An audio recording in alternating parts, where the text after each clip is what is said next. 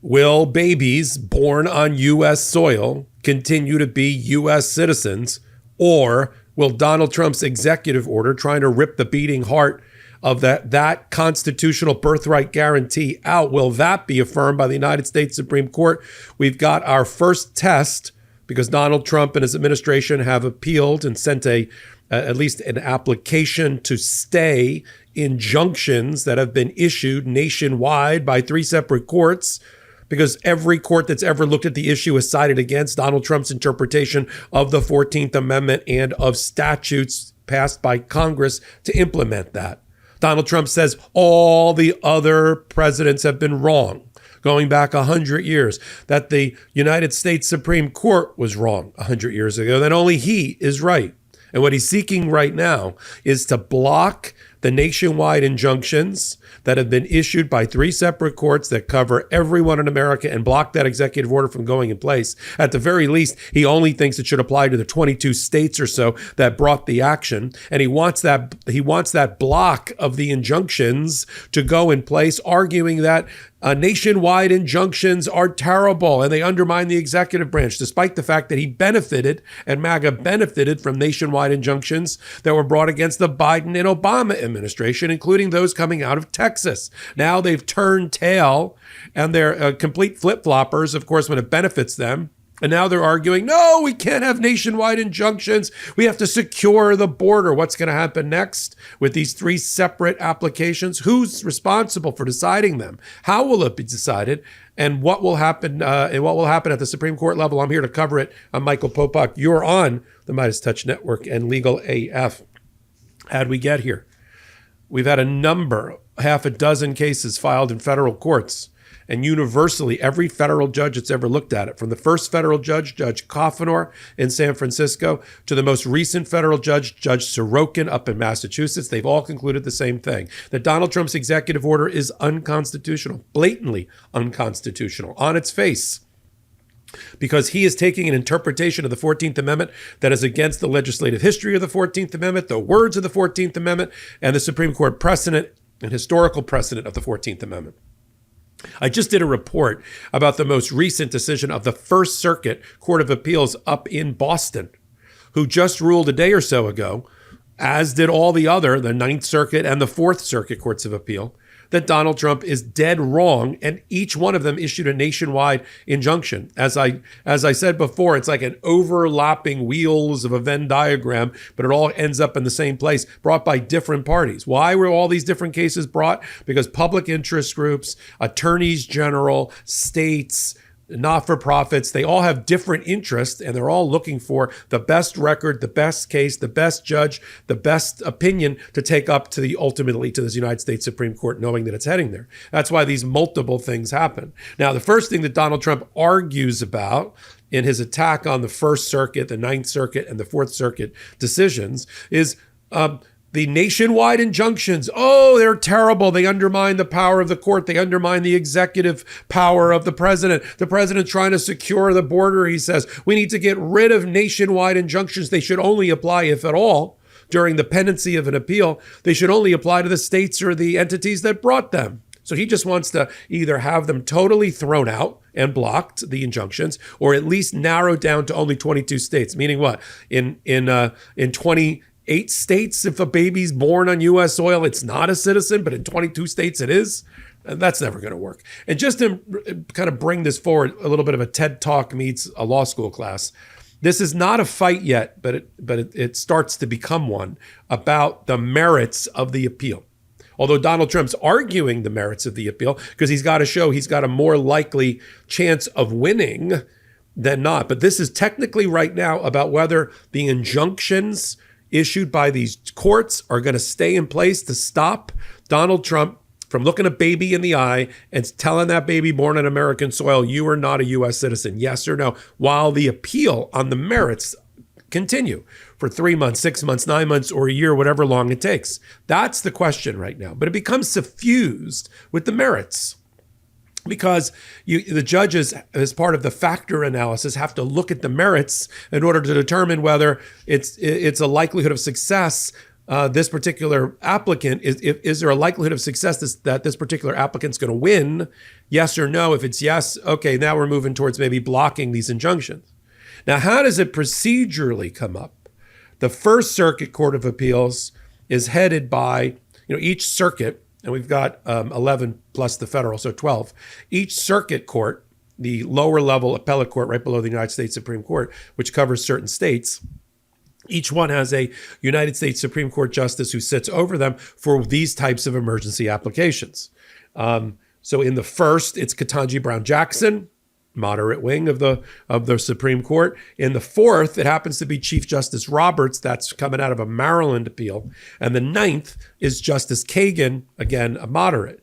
Now, Donald Trump hasn't framed this as an emergency application, but it is an emergency application because he wants something to happen now while the appeals continue through the first, the fourth, the ninth, and up to the United States Supreme Court.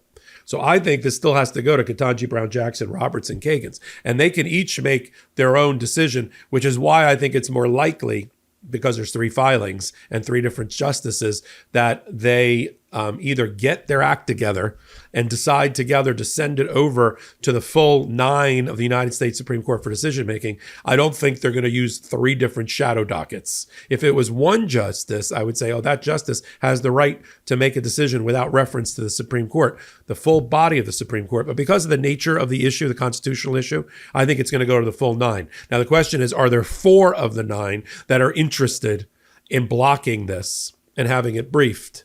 Yeah. And is there a 5th to vote? Yeah, we're going to block this. We're going to let babies born on U.S. soil. Let's call it for what it is. Is there 5 votes on the United States Supreme Court to declare that 100 years of precedent and every president before Trump interpretation, that was all wrong, and that any baby born now until the appeal is over is not a U.S. citizen? Are they willing to do that? I mean, I guess what they could think is, well, we can fix it later. We can just declare they're U.S. citizens, but I just don't think they're going to do it that way. But we're waiting on the briefing schedule that's going to be obviously ordered. Now, the application has already been filed in the 3 separate cases. They're all identical by the acting solicitor general. That's the person for the administration that argues to the United States Supreme Court. It's often jokingly referred to as the 10th justice. This is Sarah Harris. She's waiting around as the acting solicitor general because we haven't yet seen John Sauer, who would be the solicitor general, make his appearance. So this brief's been filed. I'm sure that the combination of the court with an order, maybe today, maybe tomorrow, is going to set a relatively quick briefing schedule, is going to want the opponents, which are the 20 in total, 22 states and a couple of other public interest groups, and at least one, or I think there's 2 actually, or maybe 1 in each case, 3 total pregnant women who are undocumented or here temporarily or whatever it is, who under the executive order would not be giving birth to a U.S. citizen if this executive order goes in place. So they are, of course, they have standing. And you got this fight that we're watching about nationwide injunctions. And if the 22 states are smart, led by their attorneys general, including Letitia James in New York, which they are, they're going to remind the court that Trump and MAGA were the benefit of dozens and dozens of nationwide injunctions. Let me read to you from the 2 main components of the order. On nationwide injunctions, they say the following. And remember, MAGA loved universal injunctions when they were coming out against women's rights, women's reproductive rights, against mifepristone, coming out of Texas. Those are all nationwide injunctions. About COVID policy, loved them, ate them up. But now it's a Trump administration, so they hate them. Universal injunctions have reached epidemic proportions since the start of the current administration, says the brief filed, the application filed by the Trump administration on page 3. Courts have graduated from universal preliminary injunctions to universal temporary restraining orders, from universal equitable relief to universal monetary remedies, and from governing the whole nation to governing the whole world. All right, I think it's a little bit hyperbolic, but that's their argument. I will agree with them that there have been more lawsuits and injunctions filed against this administration than any in the history of the first 60 days of an administration. I'll grant you that. The application continues. District courts have issued more universal injunctions in TROs during February 2025 alone. Through the first 3 years of the Biden administration, more preliminary injunctions and temporary restraining orders universal in February than in the first 3 years of the Biden administration. Right, because we didn't have an out of control rogue president in Biden. You can criticize Biden all you want, but he wasn't rogue. He wasn't lurching from one constitutional crisis to another. He wasn't signing, 50, 60 executive orders that all crossed the line of being unconstitutional. So, this is like the person that kills their parents and then says to the judge, have mercy on me, I'm an orphan. I mean, they did this. It's not our fault. There's so many injunctions in place. Now, later on, they framed their case this way about birthright citizenship. Remembering that there's an 1898 case about a Chinese baby, then grown, who's the U.S. Border Patrol and the government tries to claim is not a U.S. citizen because his parents were still the subject of the Emperor of China. And they try to make the argument, well, the 14th Amendment says you've got to be, sort of legally here. You've got to be subject to the jurisdiction of the United States. And if you're here illegally or temporarily, you're not subject to the jurisdiction of the United States, the baby. I don't really understand that. The parents may not be, right? But the baby is, right? The baby's not making a sovereignty decision about, I'm from Honduras, right? Baby's not talking at all. That's why we just said, birthright citizenship, right? Not, when you're a walking, talking toddler, you get to tell us, what country you have an allegiance to. Ridiculous. But here's what they say on page 10, Trump's brief. During the 20th century, the entirety of the 20th century, the executive branch adopted the incorrect position that the Citizenship Clause extended birthright citizenship to almost everyone born in the U.S., even children of illegal aliens or temporarily present aliens. So every president was wrong in the 20th century. That policy of near universal birthright citizenship has created strong incentives for illegal immigration. It has led to birth tourism, the practice of which expecting mothers travel to the U.S. to give birth and secure U.S. citizenship for their children. And it has raised national security concerns by extending U.S. citizenship to persons who lack meaningful ties to the country. Immediately upon taking office, President Trump accordingly issued the citizenship order and directed relevant agencies to start taking steps to change course. Look, if people don't like quote unquote anchor babies or birth tourism or anything like that, there's a way to fix it. You can do what Donald Trump's done by executive order by amendment to the Constitution. You don't like a constitutional provision or how it's being interpreted, you can change it. Congress can't pass a law to change it because the language of the Constitution overrides it as interpreted by the United States Supreme Court. That's what Donald Trump's hoping, that there's 5 votes in the U.S. Supreme Court to rewrite the language of the Constitution. Failing that, he's going to have to go the old-fashioned route, which is to get 2/3 of the states and 2/3 of the House and the Senate to agree with him on birthright citizenship, which ain't happening. Now, here's the question at the Supreme Court. I know there's 3 votes against Trump already. Ketanji Brown Jackson, Sotomayor, and Kagan. I know there's 4 votes in favor of him, probably already. And that is Thomas, Alito, Kavanaugh, and Gorsuch. Kavanaugh is a little bit of a wobbly plate there, but I think he ultimately goes in that direction. That leaves the fight in the middle for the 2.